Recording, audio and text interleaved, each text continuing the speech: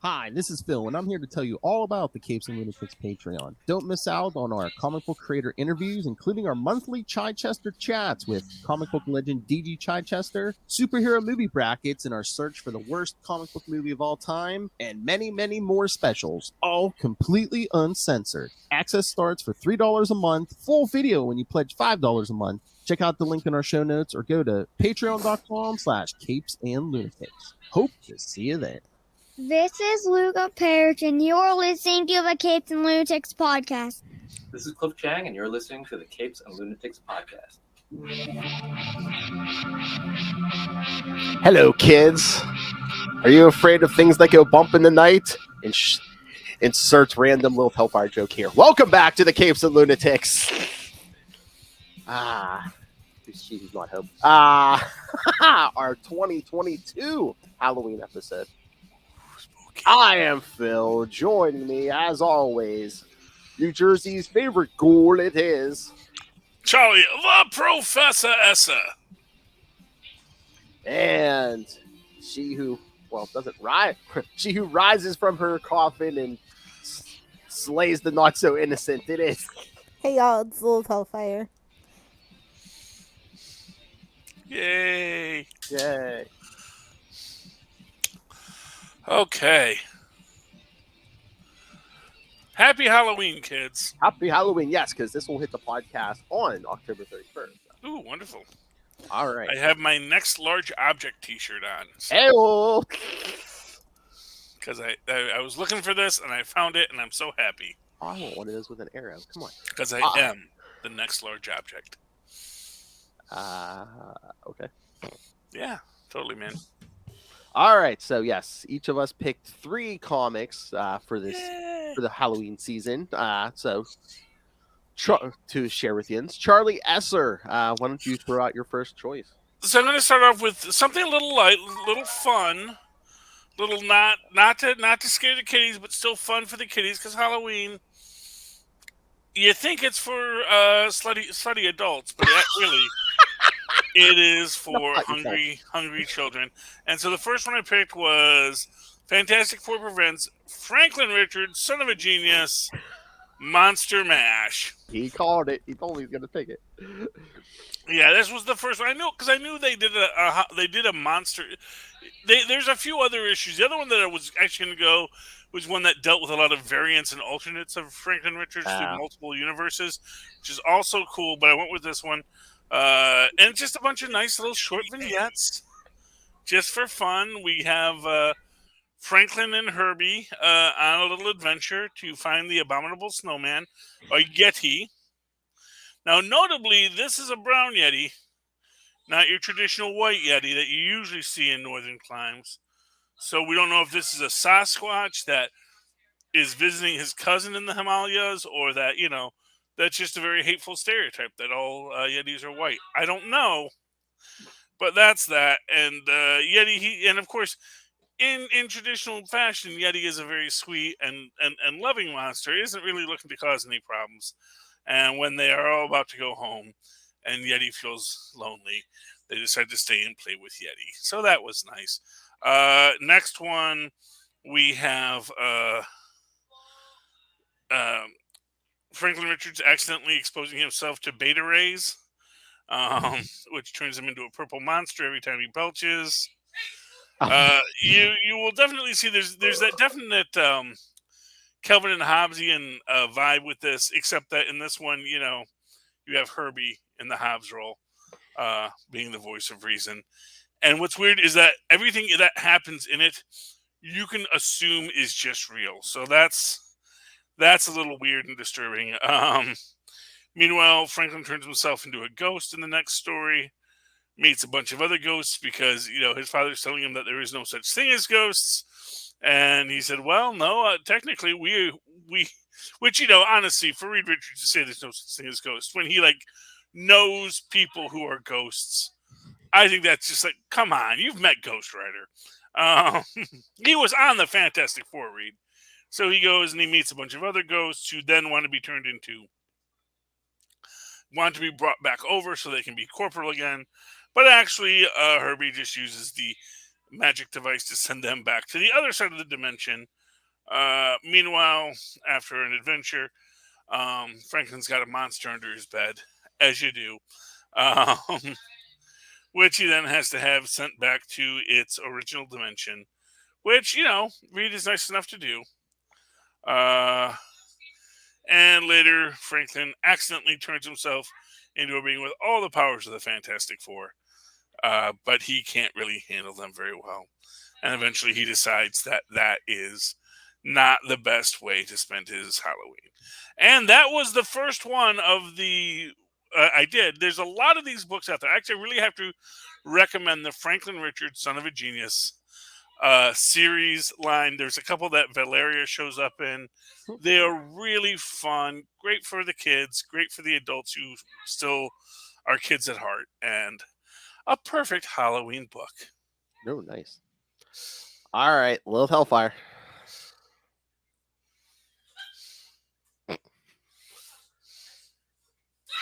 She's on mute. I don't know if she knows that. Lilith, did you go to the bathroom? No, yelling at the dog. Sorry. Oh, yeah. Yeah. So this year I didn't pick specific issues. I picked like comic books because I watch horror movies and read horror and scary stuff all year long. So this is stuff that I've just been like reading lately, or like some of my favorites that I just picked out. So we'll start with the classic Tales from the Crypt. So that ran from like 1950 to 1955. I think it only has like 27 issues or something like that. And it also has like a couple before it. But yeah. So if you remember, if you're a 90s kid, if you're peak millennial like I am, obviously you remember HBO's Tales from the Crypt. Yep. And yeah, they were kind of based on Max. Yeah, I know. It seems like it's always been Max at this point. Let them rewrite history. But yeah, so I remember my dad telling me that it was like actually based on like old comics and stuff, and I was just like, oh. And then I actually found some really old ones. They're not in the best condition, but they're pretty cool. Time capsule of the 50s and what they found scary. Yeah. Yeah, I mean, I always loved the Tales from the Crypt, especially when you realize how many times they'd retell the story. Did you ever see the actual, the 1970s Tales from the Crypt movie?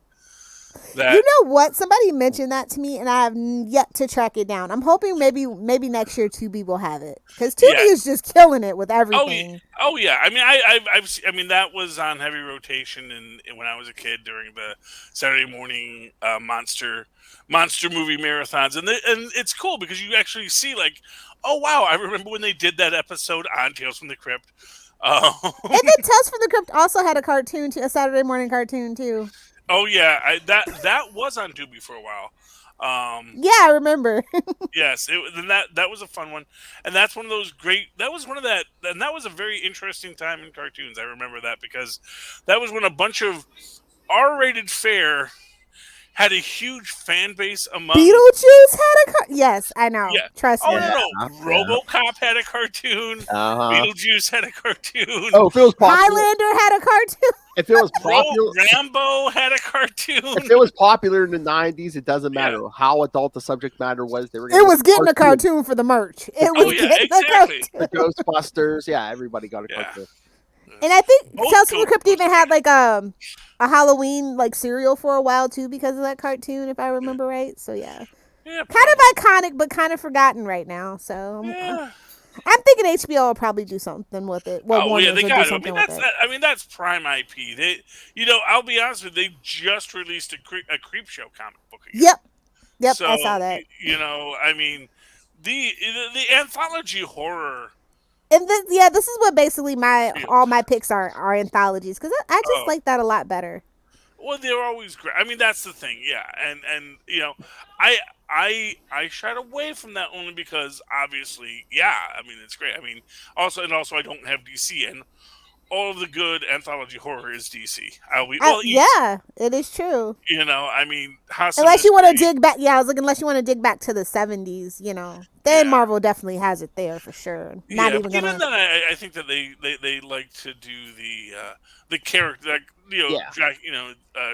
Tomb of Dracula, Werewolf by yes. Night. Yeah, they But, went with it's like specific characters. they had a lot not of great anthologies. horror, Yeah. but never that Twilight Zoning and twist. Although actually there is one on my list that is like that, which we'll get to later. But anyway, Philip, it is your turn. All right.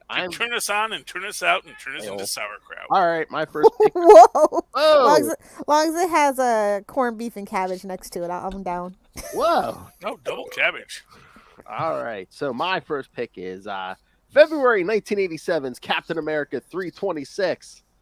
Ooh. I take it doesn't feature Captain America's titties. No, it's not. It's way before Rob Liefeld. All right. Oh, God. It's the haunting of Skull House because at this point, before he popped back up into Steve Rogers' clone body, yes, Captain America thought the Red Skull was dead. He gets reports of strange lights and activity at the Red Skull's old house, so he goes to investigate. After searching the house, he sees what appears to be the Red Skull's ghost, but again, he's still like, this could be a hologram or something. And the Red Skull's like, no, man, your eternal soul's in danger because, you gunned down that ultimatum agent who was just like spraying down on those hostages. Remember that, Charlie Esser? Yeah, and I don't know why that particular murder would do. I don't know. Yeah, it's like, really? All those Nazis I killed? That was totally cool? I mean, I did kill a lot of you Nazis, Yeah.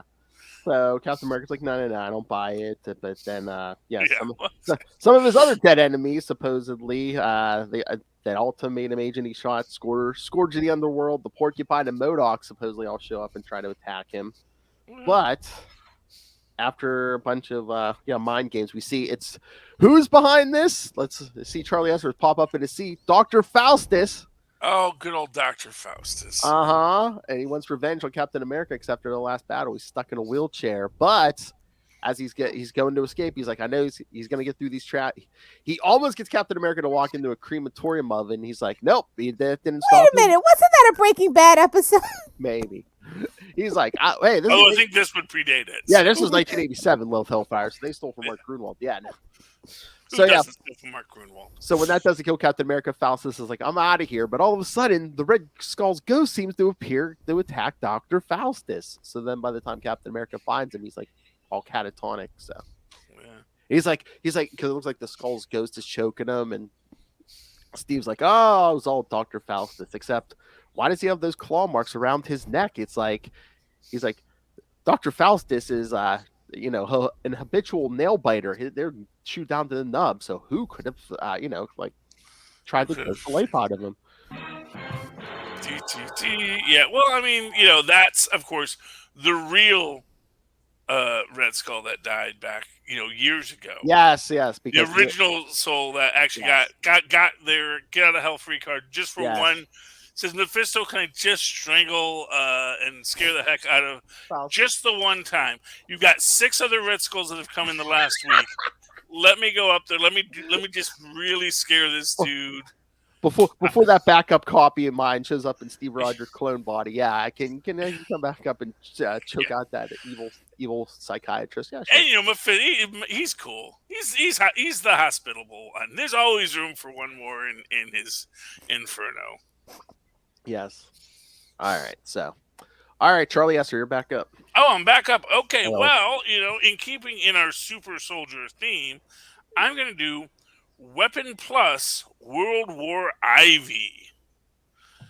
So, picture, if you will, here we go. Let's see if we can get the image on there.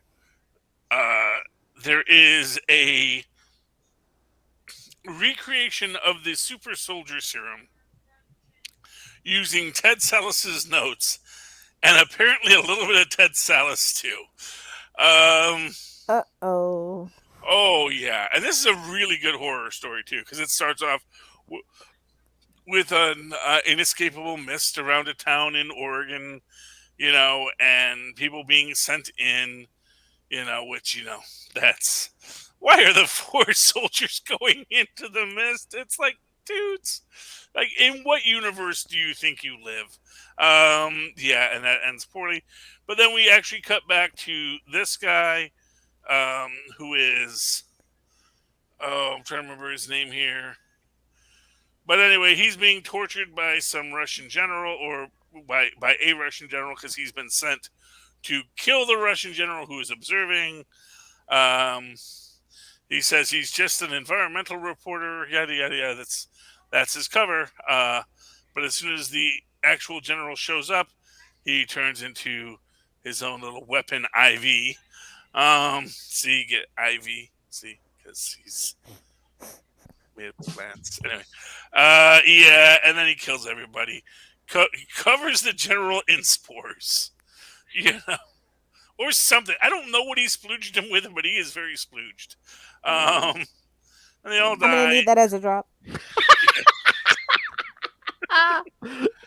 And so our little weapon man thing goes back to his handler. What little? Yes, Weapon he man is. Then this is your classic. Oh, you only have to do this, and then we give you the antidote. We have the antidote to let you be human again. But you just have to keep on killing people for us, and we'll get right on that antidote for you. Man, not even Reed Richards was that transparent. But as it turns out, they have tracked down his brother, Philip Strode, because he is also somebody Strode. I think Victor Strode is his name. Strode, not Chode, Phil. Calm yes. down. And yes, here's where we get the secret backstory. 1 year ago in Alabama, he was captured by the U.S. government and experimented on because it's the Marvel Universe and they do that sort of thing. Perfectly acceptable. Anyway, got turned into a man thing. He was the only one to survive, which is ironic because I figured, well, we'll just inject him with it as a test subject because all of our other test subjects have died horribly. I'm sure he will die horribly as well. See, that's anytime you say, well, I'm sure he'll just die horribly, that always ends poorly, supervillains. Why don't you realize that? Anyway. But yeah, and he goes back to him and his brother Philip. They were both obsessed with science, but Philip was the guy who was a real scientist, and he just never had the discipline for it. So he became a reporter, investigating science, trying to educate people about the dangers to the environment.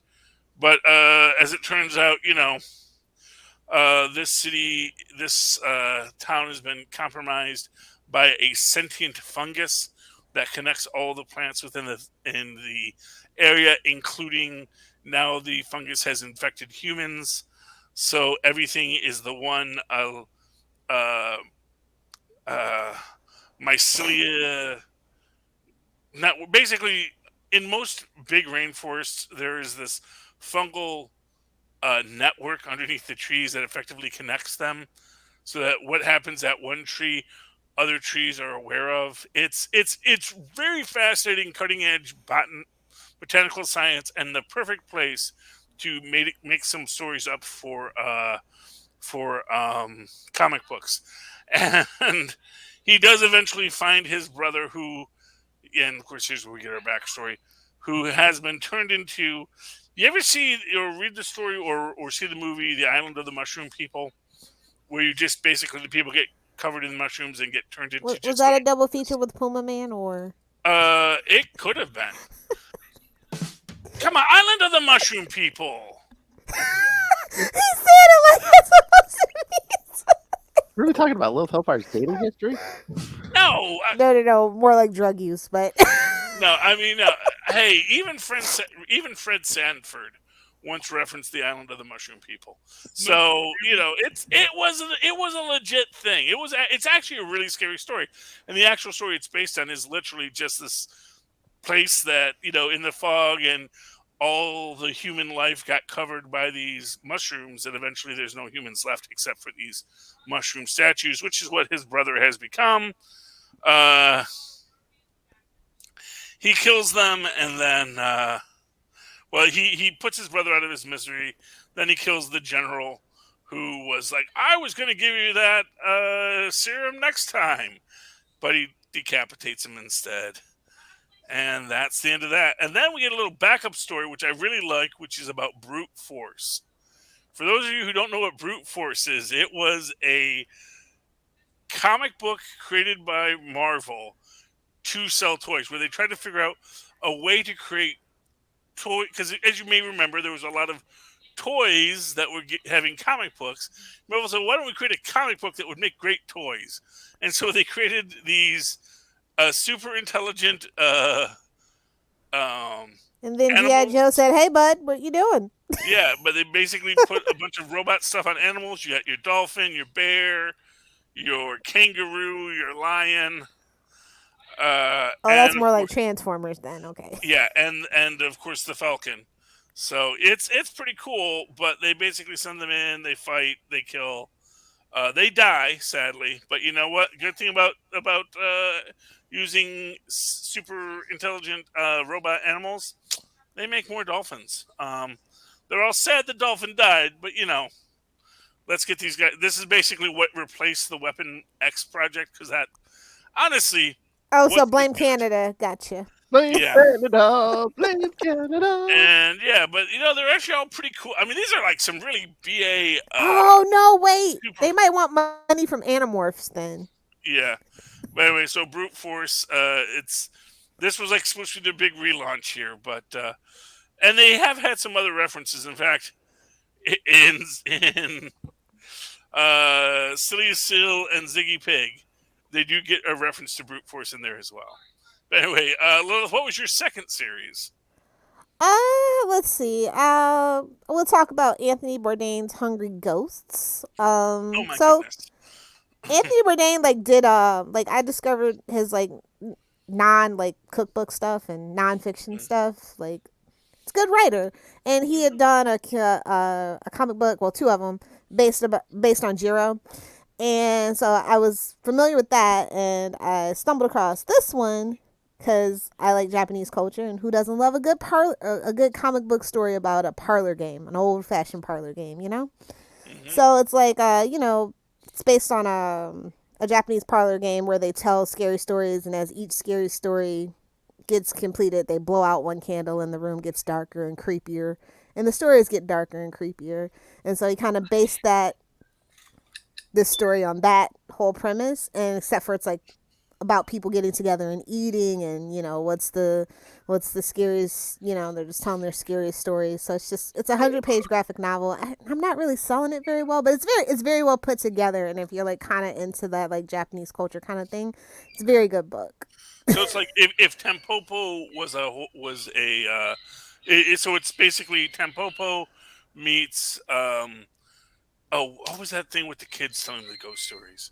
Yeah, like Are You Afraid of the Dark? Yeah. Yeah, it's like exactly. For those who've never seen Tempopo, one of the best films ever made. It's a comedy about Japanese food culture. Oh, it's brilliant. Yeah, honestly, I feel like that's where he drew some of the inspiration from too, as well. Yeah. So yeah, And- it's just really interesting. Yeah. Cool.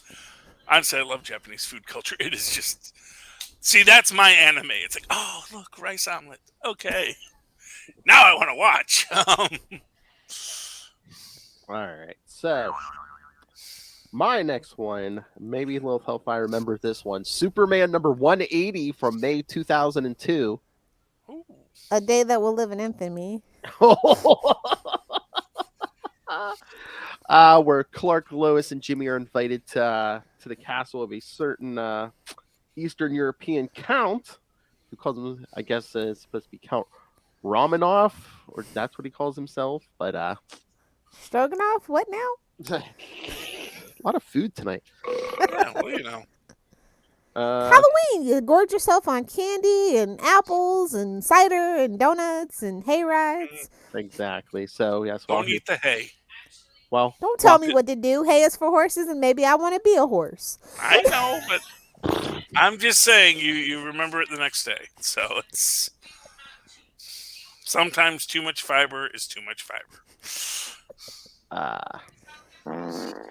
All right. So wow, the Count's little woman servant is keeping Jimmy busy. Well, in the middle of the night, Dracula kind of takes control of Lois and steers her away. Scantily clad Lois away. Wait, who did the art on this one? Oh, this was the era of. Let me make sure I got this right. Yeah, it's the Jeff Loeb, Yeah, okay. Churchill era. Yeah. I am remembering exactly what this Yeah. issue is. Yes. She almost gets attacked by a werewolf, and then Superman, of course, comes and saves her, and then.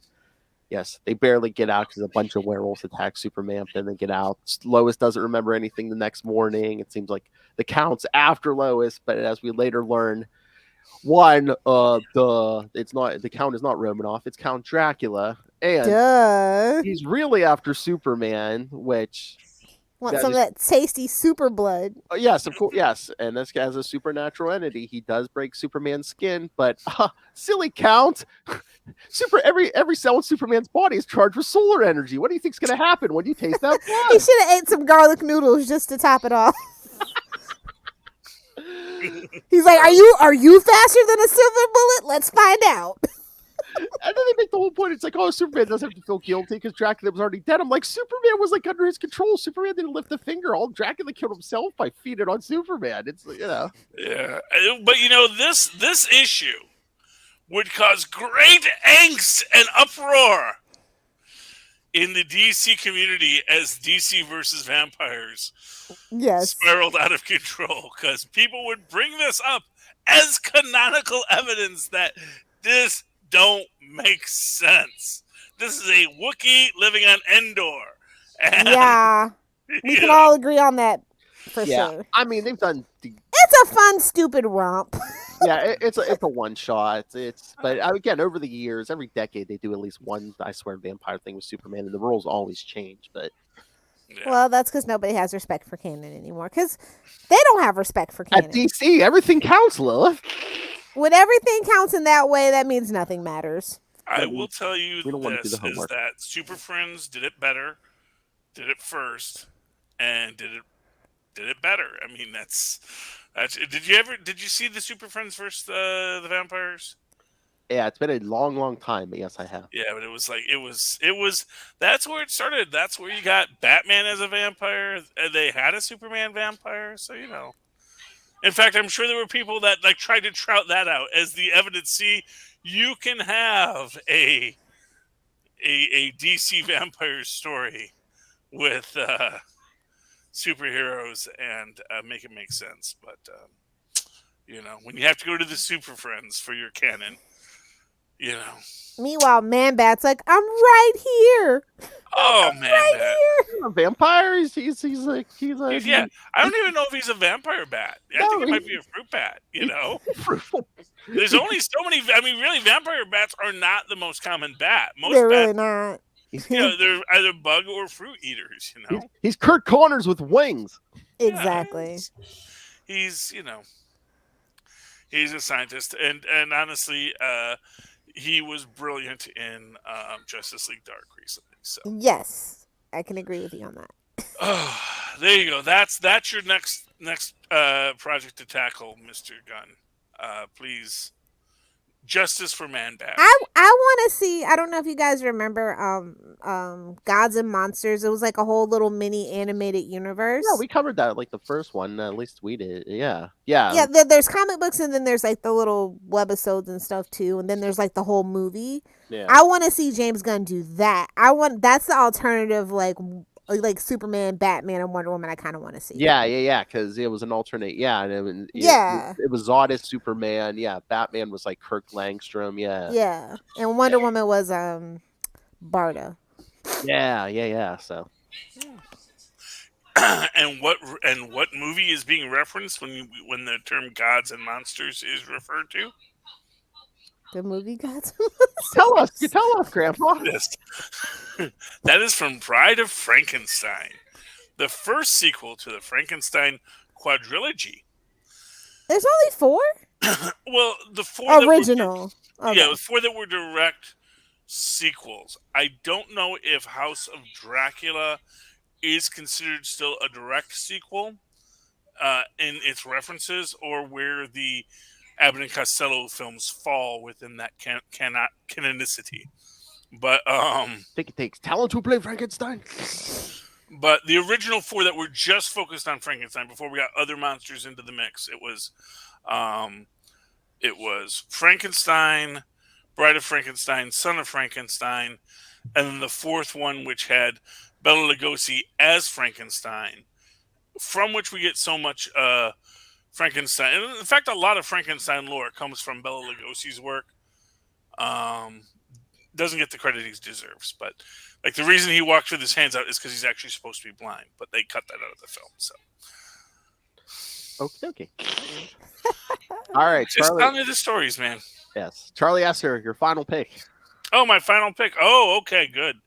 Because here we got I've been saving my scary one. This is a scary one, my friends. War is Hell. This is the reboot of War is Hell they did an issue of, because back in 2019 they were just doing all these, like, all the histories of their, like, classic comics, and this was their reference to war comics.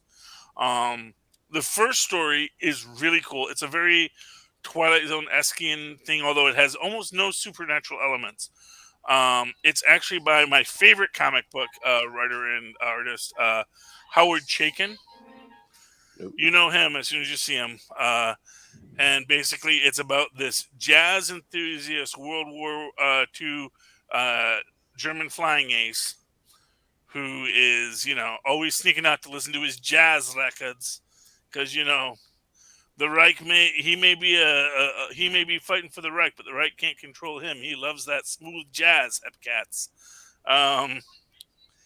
And you get this basic storyline where effectively, you get this parallel storyline of these USO folks who are trying to get into Europe to entertain the troops behind enemy lines, and this, jazz obsessed German soldier, he's very dismissive of Goebbels and the like, but he's got all the confirmed kills. He's doing the killing, he's doing the heavy lifting for the war, so he doesn't want to hear what Goebbels has to say. He's going to love his smooth jazz. In the end, he goes. He's out on his last patrol in 1944. He knows that the war is going to end poorly. He goes to do one last attack, strafes the ship carrying his jazz idol, and then crashes down behind enemy lines to surrender at the jazz festival, only to hear, oh yeah, unfortunately, the jazz guy won't be there because he just got shot down by one of your aircraft. There are several points in this where you really get the feeling that this is a real jerk kind of guy, and he has it coming, because does it. Oh, I'm not a Nazi. I'm just fighting for Nazi Germany. And it's like, no, that's not a good answer. You can like the jazz and be a hepcat as much as you like, and that doesn't absolve you of the sin. And then we have the second one. This one is really good. This is called War Devil. And this is a very supernatural story, and it's basically about this legend of Jin. I'm trying to find where they call it. Ginny Dagal. And Ginny Dagal was, because he first encountered this term, the Ginny Dagal, which is the spirit of the wild and the animals, that the hunters came, and when the hunters killed all the animals, the Ginny Dagal infected the hunters and made them hunters of men. And that is the spirit of war. And no matter how many times you kill, you eventually gain this spirit, this evil spirit within you that just makes you kill. And it is beautifully told. It is hauntingly drawn as this soldier eventually realizes the Ginny Dagal is in him now. So yeah, that was beautiful. There's reference to the history of war comics here, with Marvel, who's done amazing war comics over the years. They don't actually reference the original War is Hell series, which apparently had death the personification of death as a main character chasing down the protagonist in it. Oh, existential dread, eh? Oh yeah, I'm gonna go back and read those later. A little too real, a little too real. All right, Lilith. Okay, so you guys knew it was coming. Afterlife with Archie. I cannot recommend this enough, even though it is technically not complete. 10 of the 12 issues have been published. There's technically 2 volumes. Everything about this is great from first issue to last issue. I love the fact that this whole zombie apocalypse in this alternate reality Riverdale starts because Reggie, because we all hate Reggie. Reggie's a bad guy. If you're an Archie fan, you know. Kills Jughead's dog. Jughead asks Sabrina to bring his dog back. The dog comes back as a zombie, bites Jughead, and kicks off a whole zombie apocalypse. Damn. And the coolest thing is that they do a origin reveal for Josie and the Pussycats. They were vampires the whole time, and they just revamped themselves like every decade or so. Oh. So yeah, it's like one of my favorite things. And then the coolest thing about Afterlife with Archie is that it actually starts off the whole Archie horror imprint, which consists of like Jughead, the Hunger, Vampironica, and Chilling Adventures. And then also it's the first Archie comic ever to only be sold in direct market, meaning it's the first one to ever be sold just in comic book stores. And It was the first one to drop the Comic Code Authority's standards back in so yeah, it was like the first one to do that in the line, of course, after they rebooted in 2011. So it's just really, Afterlife is just really cool. I mean, it sounds good. I mean, if I was gonna read any Archie book regularly, yeah, I always recommend the horror stuff, like, you know, Predator, Archie versus Predator. Anytime Archie meets like Batman, The Punisher. Yeah, anything like that, I think is like all the alternate Archie stories are just so good because Archie is a slice of life, and so it's kind of grounded, and so when he meets Batman, it's more believable. Or when like Veronica and Betty are hanging out with Harley Quinn and Poison Ivy, like, I don't know, it just works for me. It just works. Yeah. Especially when it's the 1966 Batman. Yes, I think that's been my favorite. Yeah. Well, you know, 66 Batman actually fit in very nicely with, I felt, the Archie aesthetic. And, you know, because they're all basically that parody of that universe. So I am surprised you did not do House of Mystery, given our previous discussion of the wonderful horror anthologies of DC. I know you already did Tales from the Crypt, but it would have been nice. And I was actually I was hoping your third one was going to be Elvira's House of Mystery. You know, always a good pick. All year round, anything like that is always a good pick. Yeah, I mean, honestly, if I had access to those books, I might have done that.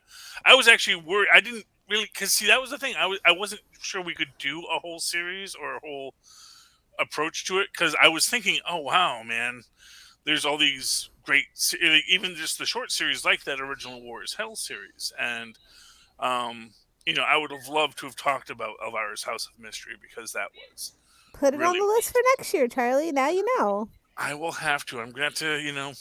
Little Hellfire sets the rules. You know, to be fair, check your library. They might have like an archive stash somewhere. Oh, I have a bunch of them in my garage, you know.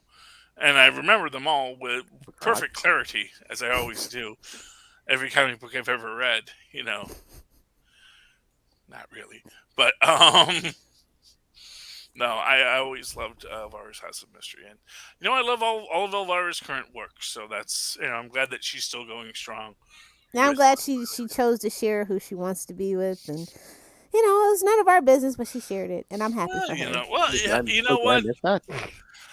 It just proves the thing that I'm always attracted to lesbians. So, you know. I was going to say. Honestly, no. This was actually... Proof positive. No, not for nothing. Like, my 3 biggest crushes as a kid were Ellen DeGeneres, Paula Poundstone, and Rosie O'Donnell. So, I know 2 of the 3. Like, personally? No. No, I guess one of those names she doesn't know. Who, you don't know who? Which one? Paula Poundstone. Oh, Paula Poundstone. Oh, comedian. Yeah, she does a lot of NPR stuff. So. Okay. You already said lesbian. We got it. She may be more asexual. I don't know. That's an interesting question on that. I mean, obviously, she doesn't go into a lot of detail about it. So. Anywho, we got time to talk about a couple of comics if you guys want yes. to. Or I could give my last pick. Oh yeah. No, we don't care, Phil. No, I want to hear what Phil liked. I want to know what Phil likes. No, Phil doesn't want to hear it.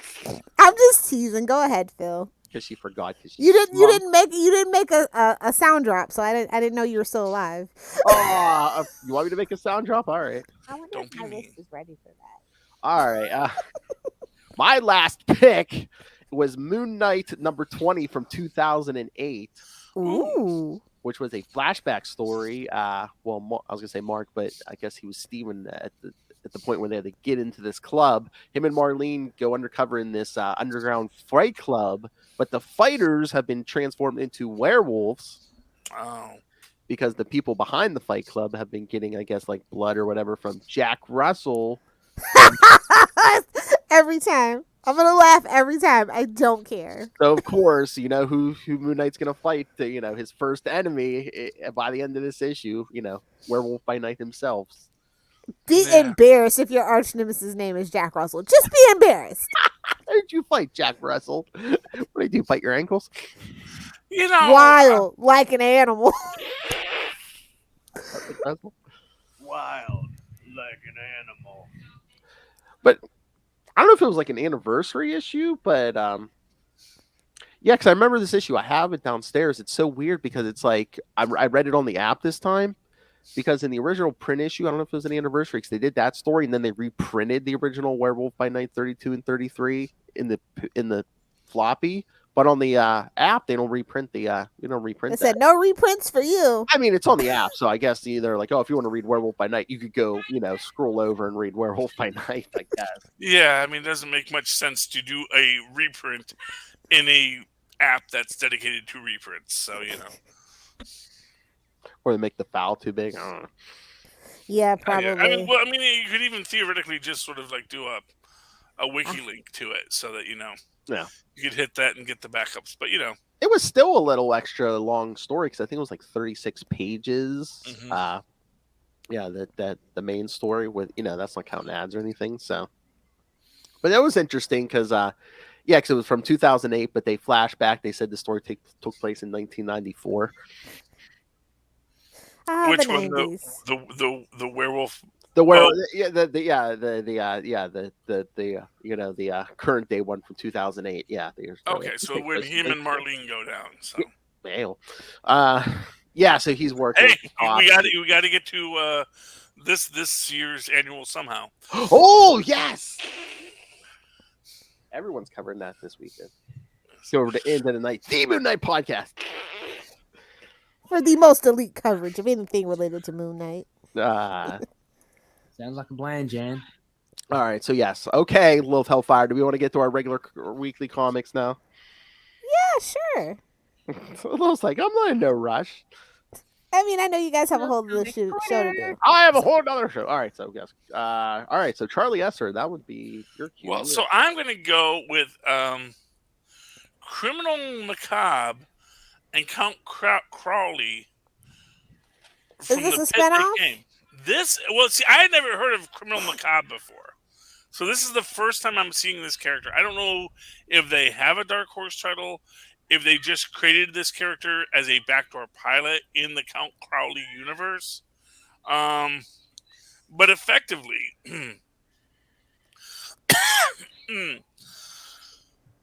sorry.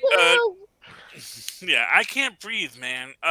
Count Crowley has been sent to the most horrific place imaginable, a comic book convention. Not even like a cool comic book convention, but like this is like, the annual Social Monster Mania convention on somewhere near the La Brea Tar Pits. So that tells you everything you need to know. She was sent there. For those who don't know, she is the local horror host of a Missouri television station. She was sent out here to expand her market. Meanwhile, we meet this guy, Criminal Macabre, or Macabre. I don't know if we're going to pronounce the RE or not. Who is your classic? Honestly, he gives you that strong Ash from the Evil Dead vibe kind of character, but he does have both his hands and a shotgun, and he drinks a lot. So that, and as we know, Count Crowley is a recovering alcoholic, so that is going to be an ongoing theme in this. Crowley encounters Criminal Macabre as he's fighting a tar monster, whom Count Crowley quickly dispatches because she points out it's not exactly my first slime monster. Preach. Yeah, but as it turned out, cutting a slime monster in half, although it can briefly incapacitate, it does not stop them. They don't do Twinkies or toaster strudels, so they have to run out, chase after him. They run into what I have to say is one of the best panels I've ever seen. Here you have the Ghoul, who was a local Detroit horror host legend. Of course, the universally famous Rich Kaz Svengoolie, and this guy who I think is supposed to be Zachary the Ghoul, who's another very famous local ghoul. At first I thought he could have been Sir Graves Ghastly, but he's got a red cape, and I did not think that Sir Graves Ghastly had a red cape. Of these people, I think some of them may be dead. So yeah, that's actually definitely Zachary. He's actually holding Svengoolie's rubber chicken. So that is like that cameo right there makes this comic book for me. So horror fans, please pick it up. And Ghoul fans, I know we don't get enough love out there. Ghoul fans, pick it up. Criminal Macabre is constantly trying to get Count Crowley to have sex or to drink with him, where she is trying to get him to have sex with her, because that's another way you can calm your nerves. You don't have to be an alcoholic. You could just have lots and lots of meaningless sex. Pumpy. We then Why do find I feel out called out all of a sudden? Drinking sex, I don't know. I like both, man. Then we find out that Criminal Macabre has a partner who is the cool ghoul. Apparently, the ghouls in LA. Again, ghouls, not zombies. They even make a point in this, because Crowley's about to kill him with her axe, because she calls him a Billy, meaning a hillbilly zombie. But no, he says he's not a zombie. He's cool. He's a cool ghoul. And the ghouls, they basically are like the Nosferatu here. They from Vampire the Masquerade. They got all the deets on all the metaphysical goings on, and they know the tar monsters basically are ancient necromantic golems created out of humans, tar, and mastodons. And only way to kill them is with a mastodon tusk. So they have to go fight them. There's only two left, you see, a male and a female, of course, and they have to kill them both. Otherwise, the tar monster is going to take over the world. Although I'm here to say, would it really have been that bad? Maybe it's time. Maybe it's the tar monster's time. Maybe it's time we said, you know what? Fair enough, tar monsters. We did not handle it well. Let's see what you can do. But they do wind up killing the two tar monsters who just wanted love, man. They wanted love and world domination. Is that so wrong? They kill him, and Count Crowley basically says, look, man, there's something we can do. Let's go to an AA meeting, because you clearly have a problem, Criminal Macabre. And, just go with this, and I'll make it worth your while. Go with me, and you'll talk, and you'll make it worth your while. And he takes off, because alcohol is more important to him than sex, which, honestly, that's got to be a warning sign. Yeah, I love You're doing this. me now? I'm just. By the way, I gotta remember. I gotta get minor threats. I have to reach out to my comic book guy and say, please order minor threats for me. It's got, Patton Oswalt works on it, so you know it's got to be good. But yeah, I'm actually interested in seeing what Criminal Macabre is doing now. I want to see what his story is and see if that's any good. So there we go. Crossovers. That's how you sell comic books. Lilith, do you have a book you want to tell us about? I just want to do a quick plug for the best DC book this week, Catwoman Lonely City #4, which goes hand in hand with our interview we just did with Cliff Shang. And I'm just so ecstatic that all the reviews are so positive because I feel like he was just unsure. And it's just a resounding yes from everybody. I mean, I know we loved it, and again, I love that it's getting critical acclaim just because so much work. It's like the best-selling Black Label so far. It's an oversized book, Charlie. It's one of those bigger ones, and he wrote, penciled, colored, letter, everything but being the editor, basically. Yeah, he did everything in this book, so. Well, that's always impressive. 4 issues of those big oversized ones, yeah. And it's such an essential take on Catwoman too. Like I said, he makes her an actual character, not an accessory. He is kind of like reverent about the shadow the Batman that she's in, but he also manages to make her own strong central figure. And by starting it after everybody else is dead is just so brilliant. You still get to be in that world and live with those consequences, but things change, and that atmosphere and everything that's different makes this book really unique. Well, I do like that too. I thought it was like a possible future, but no, when he told us, he said it was blew my mind. He's like, it's not the future. He's like, no, it's 2022. He's like, but he just wrote it as if all the bad characters had like aged since 1986. So 1986 when Batman started. Well, that's when after Crisis they put out Batman. Yeah. Yeah, no, I know. I'm just making a joke there. But, if Batman aged normally, he'd be long day. Well, bro. I mean, as Batman Beyond Times, but no, I just wanted to shout that book out. I love that all the critics really love it. I haven't seen it's really rare for a DC book not to have so much negativity around it. So it has to, so it's really good. Like I haven't really seen that much negativity around it. Other than the bros going, man, why did it have to be a Catwoman story? She's going to get that regardless. Well, but I want to talk about, touche, sir, and Wildcat, but we won't go there.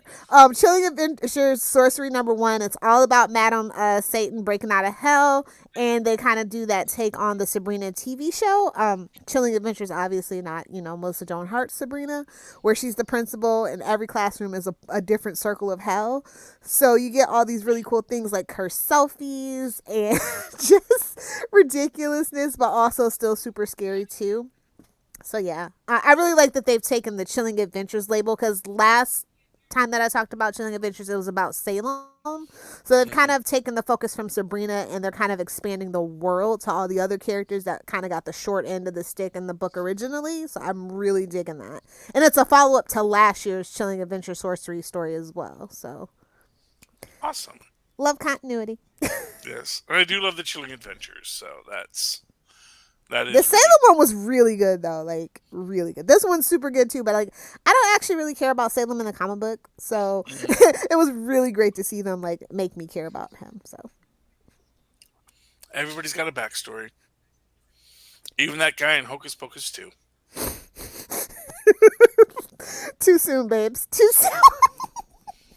I've never seen any of the Hocus Pocuses. I just know that that's like apparently a thing. So they didn't even date, man. Silly podcast. Yes. Oh, we're doing me now? Okay. Yeah, well, it would be your turn because you snuck in too. So I didn't know. Hey, I did a plug first of all. I know. All right, I'll keep the us in the mood. All right, Lilith, I hope you read Strange #7. Of course. Oh, I love this book. And again, Lilith will agree with me 1,000%. I wish we would keep Clea as the Sorcerer Supreme and not worry about Stephen Strange. He's had his time. Can't they just let Wong be Sorcerer Supreme now? I'm surprised they didn't go that route just because they did it in the MCU. Well, a little TNA never hurt to sell a book, though. No, yeah. That's fair. That's fair. And again, she's competent too. She's BAMF, and I love it. And she's she's the warlord of the dark dimension. So exactly. Yeah, it's just she's relatable. Got 2 dimensions she's got to defend. It's got to keep the dark dimension under control and keep other dimensions from interfering with the Earth dimension. I mean, isn't there like a scroll sorcerer that could like pick up the slack here? Come on, guys. It's your dimension, okay? Yes, I know everyone goes to Earth, but scrolls and maybe that's a big story. It's gonna be like, the focal point for all magic in this universe is Earth or something. Yeah, Of course it is. That is where the mother goddess of the universe lives. So, But yeah, and again, conveniently. yeah. Well, Every issue. who wrote the stories? Every issue this has been good. It's friend of the show, Jed McKay. So of course, It's so different from all the other stuff too. Like he has such range. That's what really impresses me about him so much. Like Iron Cat, this book, Moon Knight, Moon Knight, of course Moon Knight, but but that's what I'm saying. All three of those completely like different. Yeah. Oh, I just like, and he resists the urge to cross over the characters, excessively. Which I appreciate. Trust me, I appreciate. 'Cause I know everybody could use a shekel, especially in this economy, but he really does refrain from it, and that is like my biggest like kudos to him. Yeah, I only if it like works for the story and stuff. Yeah, but I even love like that blasphemy cartel where they're basically just like trying to weaponize magic and stuff. I mean, yeah, duh. Yeah, why wouldn't you? I mean, if you're not afraid of a little personal gain, go for it. Well, I mean, and not for nothing, like magic for personal gain, that is literally, short-term reward for, I'm going to go to heck. Gee, I'm sure I wasn't going to I'm sure I can't work a deal with Mephisto. Well, no, but it's like, if you're already a gangster, did you really think you were going to heaven? It's like, come on, man. The Maggie is like, oh, wow. It's called a gangster's paradise, Charlie. Of course they thought they were going. Yeah, fair enough. And F in the chat for Coolio. And they've been doing the whole thing about resurrected like heroes and villains as zombies and stuff. Like Thunderstrike zombie showed up at the end of the first one. Charlie, guess who her and the Harvest Man, who they revealed was a resurrected Stephen Strange, but guess which zombie they're fighting in this issue? Zombie Dr. Octopus? No, resurrected Bill Foster. What? Oh, Bill Foster. Original Giant Man. Hell. Well, okay, the second original. Oh, yeah. Yeah. I mean, technically, technically he was Black Goliath. It was a size-changing identity. Hank Pym was the original. Pretty sure. Boo. And actually, I even think that Hank Pym was a Goliath before him, too. So it's like didn't Hank Pym use Goliath for a while? I think he went from Giant Man, and for some reason he changed his name to Goliath, and then like Hawkeye. For tax purposes, obviously. Oh, yeah. And then Hawkeye was like Goliath for 5 minutes, yeah. Yeah, and then, Bill Hawkeye Foster loves to steal an identity, I'll tell you that. Which is weird because it's like Hawkeye with superpowers. It just doesn't. It never defeats makes the purpose. Yeah, but he probably is jealous. Oh, yeah, he doesn't get the respect like Batman does. You don't think I'm powerful enough? Hell, he doesn't even get the respect Green Arrow does. I mean, let's be honest here. Maybe that's a villain color, but Huntress. She doesn't get a lot of respect either, Lilith. I mean, she gets respect. She just doesn't get stories. Yeah, she just doesn't get her own book anymore. That's all. Yeah. Hawkeye's doing okay for himself for a purple ne'er-do-well. I think Lilith has dated a couple of those. All right. Any other books? Anybody want to throw in any other books? I mean, I got another podcast to do, man, so I don't need to. And apparently, everyone's talking Moon Knight, Werewolf by Night, so I won't even go into that. I mean, you can if you want. I'm pretty sure we all read it. Yeah, I thought it was okay.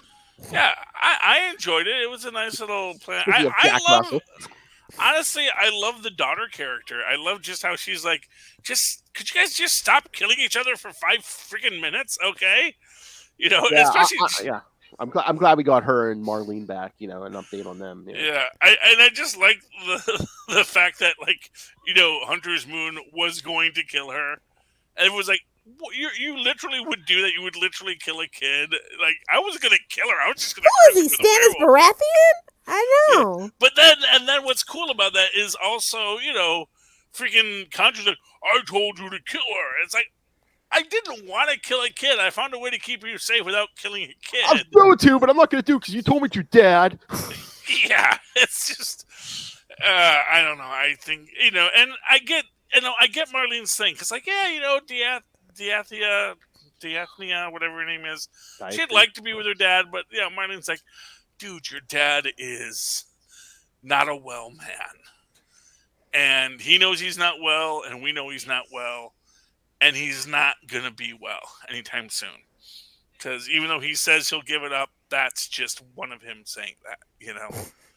And it's unfortunate. He doesn't have majority vote, exactly. Yeah, it's just sad. But, you know, she's also just a kid who really would like to just have a family. Just to have, you know, like everyone thinks, oh, wouldn't it be so great to have, you know, a superhero family? But even Franklin Richards doesn't think it's that awesome half the time, you know? Well, that's for different reasons that we won't get into. He doesn't like to share the spotlight. Well, you know, well, and also he gets sucked to hell every so often, and that's not as fun as it sounds. Speak for yourself, sir. Anything you want to throw out, Lil? No, not at all. I mean, did anyone read Iron Cat 5? It was the last part. I mean, of course I did. But... Yes. So tell me about it. Tied up that whole Tony Stark, Sunset Bane thing. Tied up is a loose term, but Well, we put an ending on it, kind of. Well, no, like you were saying the other day, Lilith, I'm like, you know, she's kind of outgrown Spider-Man. Like she works well with like Tony Stark and like a lot of other characters, like probably more than Spider-Man now. yeah. Hopefully not Mary Jane, because that's what's coming next. Mary Jane and Black Cat. A redhead and a blonde walk into a bar. They should have saw it coming. Oh. I believe, did it say when? I thought I saw something for December, so I think Yeah, you mentioned it was December the last time I inquired about it. I think so. it's like mid-December. Yeah, Mary Jane and Black Yeah, Cat. I think you said the 15th, and I said it was a late birthday present. So yeah. In the midst of dark web. Peter's ex is getting together. I don't know. I just think that's never gonna be well. You know? What's next? The Catwoman Talia book? We came close. Hell. Hell, I could see DC trying to steal that magic. I don't think those two would get along very well. No. And I honestly think Cat fight, Jerry. yeah, no, I just because you know, first off, Talia, I don't even think really likes Bruce that much. She doesn't. You know, that was actually It was a means to an end. yeah, that was arguably, you know. Actually, Ra's al Ghul has more money than Batman, but you know that's not my. Well, I mean, I should hope if you're like hundreds or thousands of years old. I hope. You So she's not a gold digger. No. We're not gonna do that to Talia. But it was non-consensual, is what I was saying. They walked that back too, but you know, I still firmly hold on to that. Well, again, that story wasn't supposed to be in continuity, and then all of a sudden it's in continuity, and it's like, why would Batman have a kid? Oh, she drugged them, you know, or roofied them. Well, he is a rich philanthropist. Yeah, his favorite bank is the sperm bank. Is all I'm saying. Yeah, I mean, honestly, hey, he's got some DNA to pass, and honestly, the idea that Bruce Wayne, I think he's always so angry. That Bruce Wayne contributes to a local sperm bank, I think that's a real possibility. Where do you think Amanda Waller got it from? I'm just saying. Why? He's like Kramer, so we keep it all in the Batcave. You know Who is he, Kramer? I was gonna say, you know that maniac's not trusting a sperm bank. You know he's got his secret facility down there. Come on, Alfred, put this away. Oh, there we go. That doesn't serve any purpose. You don't. He can dole it out as needed, Kale. To whom? Who's asking? You know? I don't know. Oh please. You don't think anyone's after a rich one percenter's DNA, Charlie? Didn't we have a whole Batman the Animated cartoon about this? Well, people can make requests, and when he finds a worthy candidate, he's like, oh, there you go. Honestly, I can see it being in high demand on Themyscira. So. Oh God. He's the best of them, you know. It's bunch of little Damien and Damien that's running around. Oh God. Oh yeah, you know. And you know, I'm sure they got the technology. You can just like separate out the Y's, so you know. Hey, on that note, on Bruce Wayne's DNA, let's get out of here. All right, kids. Scheduling note. All right.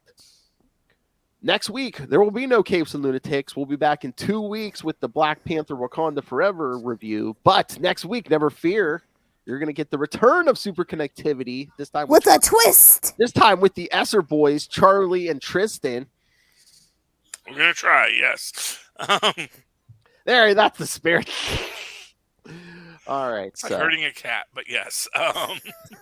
Yeah, poor Tristan. Poor Tristan. He gets you there. Hey, man, reach out to your other kids, Maz, any of them. Yeah, well, I mean, actually, Maz and I are recording on Sunday, so I might try to talk him into extending it, and we can get Tristan in the mix. So there you go. Yeah, that all works out. So we got plans. We're going to see how it goes. I look forward to an extended cut of some fan theories for sure. Yes. All right, so as like I said, Super Connectivity returns next week, and then in 2 weeks we'll be back for Black Panther Wakanda Forever review.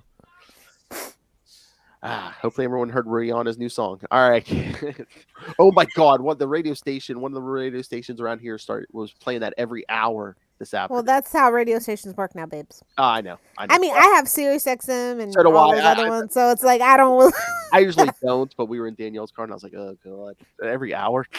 Oh, should I get her that for Christmas? No, she has it, but for some reason, we had the regular station on. We were going to Lucas' school for the Halloween party. I was like, wait a minute, I'm like, turn on this Sirius. Come on. It's not a bad song. It's just every hour on the hour. Yeah, that's modern radio. It's been like that forever. I know. That's why I stopped listening. Yeah, me too. All right, kid. Commercials. Yeah. All right, kids. So, send us your thoughts. Halloween issues, Black Panther. What do you want to hear Charlie Esser talk about? He'll do it. He's easy. He's a showman. Correction. He's a showman. Showmanship. All right. So, CapesandLunatics at gmail.com or call the voicemail 614-382-2737. That's 614-38-CAPES. And remember, you can follow Capes and Lunatics on Facebook, on Twitter, on Instagram. Find links to all the various social medias for all the shows we do. The YouTube channel, again, please subscribe to the YouTube channel. I think we're at either 249 or 250, but yes, please. Oh, 269. Almost. Come on, kids. We'll do a special episode. All right. So, yes, kids, subscribe to the YouTube. Everything we do gets a video, no matter what it is. So, smash that subscribe button so you don't miss a second of any of our content. Smash it. And, of course, most importantly, the Patreon. Again, we're doing this ourselves. Every little bit helps. With $3 to $5 gets you early access to creator interviews, including the monthly Chichester chats. I got the good mic out for you guys. And not to mention, we need some fresh blood so that we're not stuck with 3 sadistic a-holes deciding what we do for 2023. So become a part of the Patreon elite and save us. I, for one, welcome our sadistic douchebag overlords. So. The views of Lilith Hellfire do not necessarily reflect the views of the Capes and Lunatics and Capes and Lunatics Actics podcast. Proud members of the collective. You're going to need that as a drop. Yes. Oh, I know. That button's going to get broken. All right. So, yes. Not only will you get, the interviews, you'll get superhero movie brackets. We're almost done. We're almost ready to crown a wiener. That's right. And Lilith Hellfire said if you're a patron, you can vote on what we talk about next year in 2023. So, please subscribe to the. And of course, you can always pick yourself up some Capes and Lunatics and Capes and Lunatics sidekicks merch. And of course, Lilith's favorite, there's just a Cash App link in all the show notes. So you can just rain random money on us. So make it rain. Make it rain. Money. So find it all at Linktree, linktr.ee/Capes and Lunatics. So says Master Do. Lilith Hellfire. If you nerds want to hang with me on the interwebs, find me on Twitter at Lilith Hellfire. On Instagram, no, not Instagram anymore. On TikTok at Lilith Hellfire 69, making all the comments and maybe some content. Maybe come check it out. Give me a follow. Put it here. Either do the 6 or do the 9. Lubricated eels are the best. You're welcome, Justin. I wonder if my wrist is ready for that. Cock-a-doodle-doo. Butter. That ain't my business. Charlie Esser. Well, you can always write to me that old-fashioned email way, where our mothers and fathers once did it. Superconnectivityblog@gmail.com. That's superconnectivityblog, all one word, @gmail.com. And follow me on, I guess, Twitter. I guess we'll go back there, see how that hellscape looks now, under the kind auspices of Elon Musk. But if I am there, you will find me at Charlie Esser. That's CharlieEsser. Look for the 2 E's in the middle. For quality. Bing. Thank you, Maz. Sounds like a plan. Have a good night. All right. Crazy son of a bitch actually did it. He went and bought Twitter. They made him. He didn't want to. They made him. He did it for the memes. Yeah, it was a drunken boast one morning, and he woke up and says, "Wait, I said I'd do what? I didn't sign any paperwork. I signed paperwork." And when he rolled over after a drunken night, there's a contract for Twitter. Yeah, I mean, that's how you roll when you're billionaires, man. You're He like, did it for the this is my memes. Twitter. No, I want this binding. I'll give him $1 billion if I back out. Yeah, I put my signature right there. Next morning, what did I do? All right, kids. For another week, we have been your Capes. Ampersand. Lunatics. Again, Super Connectivity returns next week, and then in 2 weeks, Black Panther Wakanda Forever. But until then, go eat some damn candy. Good night. Yeah, Gobble, gobble.